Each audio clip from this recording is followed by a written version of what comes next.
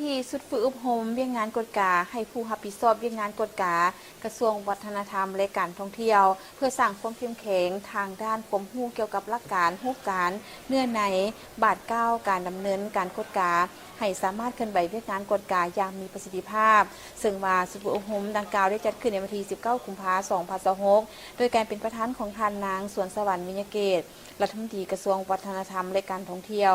มีบรรดาหัวหน้ากลุ่มห้องกลุ่มอ้อมข้างกระทรวงวัฒนธรรมและการท่องเที่ยวเข้าร่วมโอกาสนี้ท่านนางสวนสวรรค์วิญญาเกตก็ได้ให้รู้ว่าการฝึกอบรมให้ผู้รับผิดชอบเวียกงานกฎกาในครั้งนี้เพื่อสร้างความเข้มแข็งทางด้านความรู้เกี่ยวกับหลักการรู้การเนื้อในปัดก้าวดำเนินการกฎกาให้สามารถเคลื่อนไหวเวียกงานกฎกาอย่างมีประสิทธิภาพและประสิทธิผลสูงกว่าเก่าซึ่งว่าเวียกงานติดตามกฎกาแม่นเวียกงานหนึ่งที่ติดพันกับทุกโครงเขตเวียกงานเป็นเวียกที่คณะภาครับผิดชอบโดยกงต้องเฮ็ดเป็นปกติต่อเนื่องและขาดบ่ได้สำหรับการนำพาของภาคและการคุ้มครองรัฐการกฎกาแม่นหนึ่งในบรรดาปัจจัยสำคัญตัดสินผลได้ผลเสียของการจะตั้งปฏิบัติแนวทางนโยบายของภาคมติคำสั่งกฎระเบียบของภาคกฎหมายของรัฐ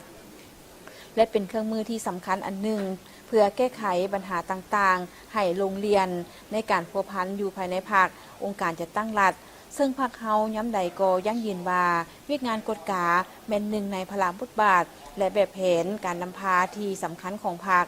บ่มีการกฎกาก็หมายความว่าบ่มีการนำพาพร้อมเดียวกันนั้นก็ได้เรียกร้องให้ผู้เข้าร่วมฝึกอบรมเอาใจใส่คนขั้วหำเฮียนตั้งคำถามแลกเปลี่ยนในปัญหาที่เห็นว่ายังบ่แจ้งยกปัญหาและพฤติกรรมตัวจริงที่เกิดขึ้นในบ่อนเฮ็ดเวียกแต่ละบอนขึ้นมาสนทนาในเวลาคนขั้ว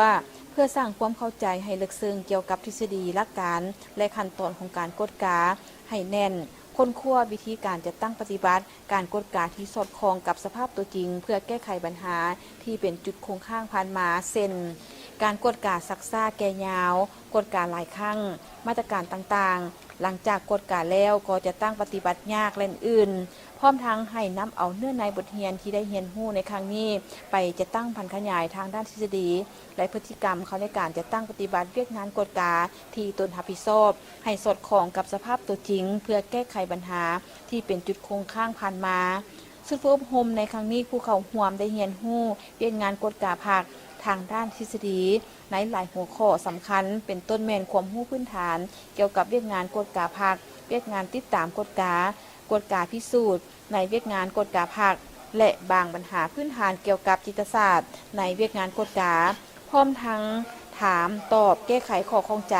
และแลกเปลี่ยนบทเรียนซึ่งกันและกัน